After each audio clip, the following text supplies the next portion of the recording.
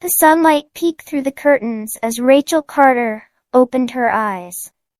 It was the start of a new day, but it felt like any other. She stretched and sat up, looking around her neat little apartment. Everything was in its place, just the way she liked it. She got out of bed, put on her slippers, and headed to the kitchen to make her favorite cup of coffee. As the coffee brewed, she took a quick shower. Afterward, she sat by the window with her coffee, watching the world outside. People were walking, cars were driving by, and everything felt calm. Her phone buzzed, pulling her out of her thoughts. It was Katie Adams, Rachel's best friend. Katie was Rachel's exact opposite. Vibrant, full of energy, always juggling a million things. They'd been friends since college, and despite the differences in their personalities, they balanced each other out. "Morning, lazy bones," Katie teased as soon as Rachel answered. "Up yet, or are you still daydreaming?" Rachel smiled, taking a sip of her coffee. "Barely. But I'm up. What's going on?" "You know, the usual," Katie replied, her voice full of energy. "I'm off today and was thinking, how about we meet up for lunch? It's been a while since we caught up in person." Rachel paused for a moment, thinking about her day. "Lunch sounds good, actually. I could use a break from work." "Great. Let's go to that cafe downtown, the one we love," Katie said excitedly. "I'll meet you there at noon." "Perfect," Rachel agreed. "But don't expect me to stay out too long. I still have to get back to work." "Work, work, work," Katie joked. "You're always so busy, Rach. You need to relax more." Rachel laughed softly. "I like being busy. You know me." Katie sighed playfully. "All right, Miss Routine, but today I'm not taking no for an answer. See you at noon." "See you then," Rachel replied, feeling more awake after their chat. As she hung up, Rachel finished her coffee and took one last glance out the window before getting ready for work. By 9 a.m., Rachel was at her office, a small design studio downtown. She was a graphic designer and loved her job. The office was quiet most of the time, which suited her perfectly. Rachel's desk was neat, with her laptop open and a cup of coffee beside it. She was focused on her latest project, a logo design for a local business. Her boss, Mr. Johnson, walked by her desk and nodded approvingly. "Good work on the latest design, Rachel. Keep it up." "Thank you, Mr. Johnson," Rachel replied with a small smile.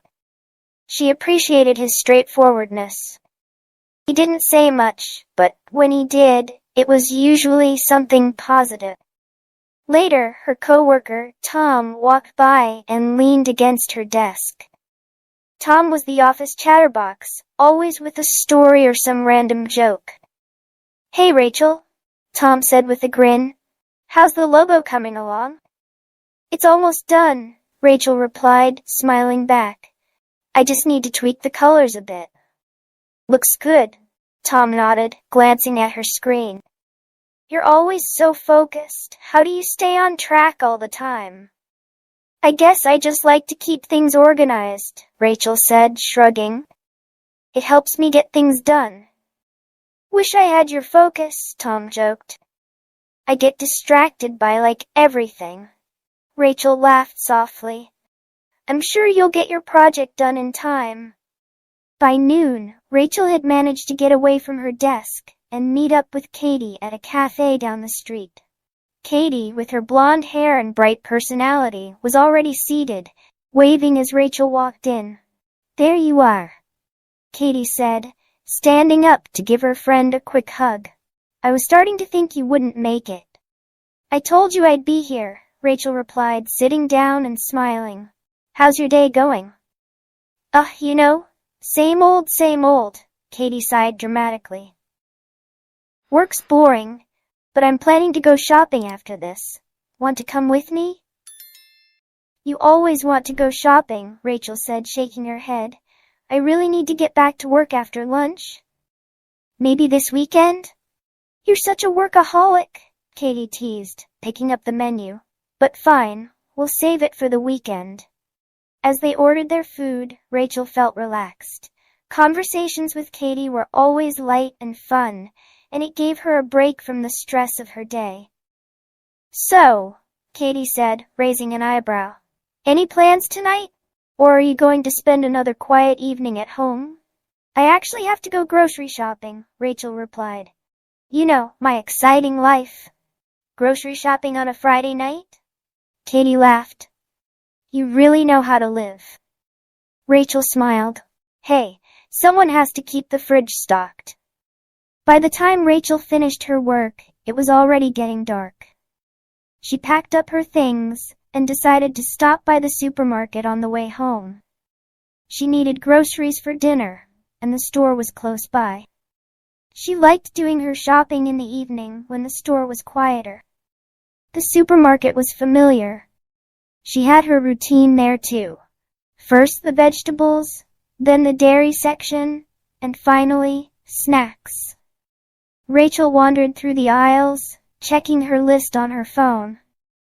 As she reached for a bunch of bananas, she noticed someone standing too close to her. It was a man, about her age, with a worn-out jacket and a strange smile on his face. He was just a little too friendly.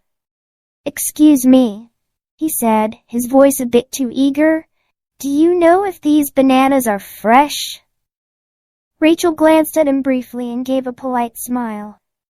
I'm not sure, she replied, feeling the hairs on her neck stand up.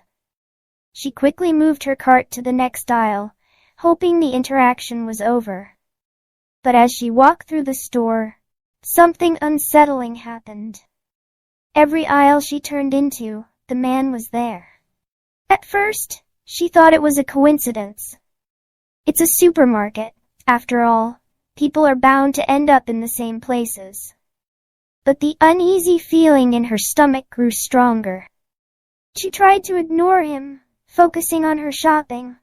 But every time she glanced up, there he was. When she picked up a carton of milk, he appeared next to her, holding a carton of his own. When she looked at the cereal, he was there too, his eyes constantly on her. Rachel felt a chill run down her spine. This wasn't normal. Something was off. At one point she turned into the cleaning supplies aisle, hoping to lose him, but there he was again. This time, he tried to start another conversation. You come here often? He asked, his smile now feeling more like a smirk. Rachel forced a smile, trying to stay calm. Yes, sometimes, she replied, her voice shaky. Her mind was racing. What was he doing? Why was he following her? She hurried toward the checkout lanes, her heart pounding. She thought that maybe, just maybe, it was all in her head. Maybe he was just doing his own shopping. But when she reached the checkout line, her worst fear was confirmed. He stood right behind her. As she paid for her groceries, she could feel his eyes on her. Her hands shook slightly as she handed her card to the cashier. She needed to get out of there, fast. The store was full of people, but she felt completely alone. When Rachel grabbed her bags and headed for the exit, she hoped that would be the end of it. But as she stepped outside into the dark parking lot, her stomach sank.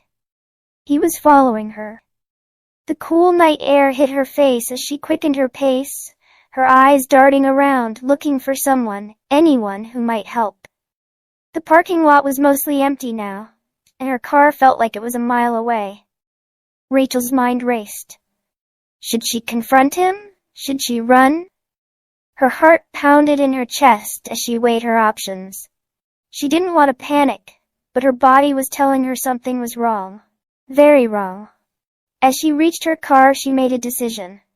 She spun around, her eyes locking with his. Can I help you? She asked, her voice stronger than she felt. The man stopped, his expression shifting. His smile faded, replaced with something darker, something more dangerous. I was just trying to be friendly, he said, his voice now cold. You don't have to be rude. Rachel felt a surge of fear, but she didn't back down. "I don't know you," she said firmly, "and I don't appreciate you following me." For a moment, there was silence. The tension was thick, like the calm before a storm. Rachel glanced around the lot, praying someone would walk by, but no one was there. The man took a step closer, his eyes narrowing. "You're overreacting," he muttered, his voice dripping with anger. Rachel's heart raced. She didn't know what to do, but she knew she had to act fast. The man stepped closer, but before he could say anything else, a car pulled into the lot. It was her neighbor Mike, who worked as a night security guard. He had always told her, "If you ever need help, don't hesitate to call." "Everything okay here?" Mike asked, stepping out of his car. His presence was strong, and it was clear he wasn't going to let anything happen. The man's smile disappeared. He muttered something under his breath and quickly walked away into the shadows. Rachel let out a breath she didn't know she was holding. Her hands were still shaking, but the fear was starting to fade. She turned to Mike and smiled weakly. "Thank you," she said, her voice soft but grateful. "No problem," Mike replied. "Glad I was here." As Rachel drove home, her mind raced with what had just happened. She had always felt safe in her daily routine, always knew what to expect, but tonight had been a reminder, things can change in an instant. She couldn't stop thinking about how close she had come to something dangerous, but she had done the right thing. She had stood up for herself, and she had asked for help. That night, as she locked her doors and checked the windows, Rachel knew one thing for sure. She would never take her safety for granted again.